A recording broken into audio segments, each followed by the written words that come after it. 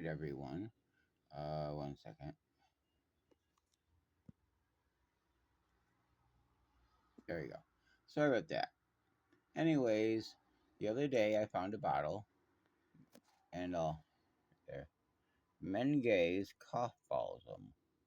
Now, when I looked it up, and there's a little bit of damage on the bottom, but pretty nice little bottle actually. It's a local Saratoga Springs bottle from a place that's been around since the 1870s. I find that kind of cool.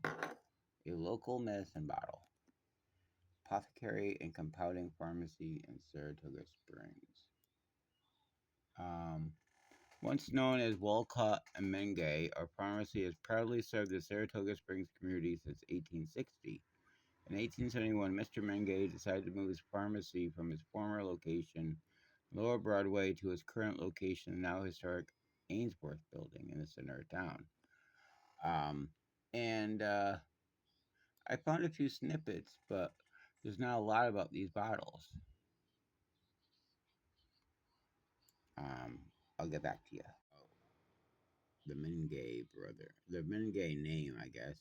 There's a few of them. The Mingay name in Saratoga Springs refers to James Mingay, a prominent local businessman and Civil War veteran.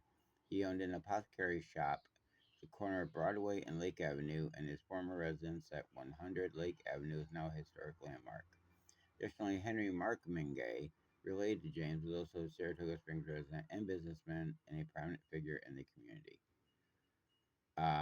So wow, I found a local bottle, which I think is pretty cool.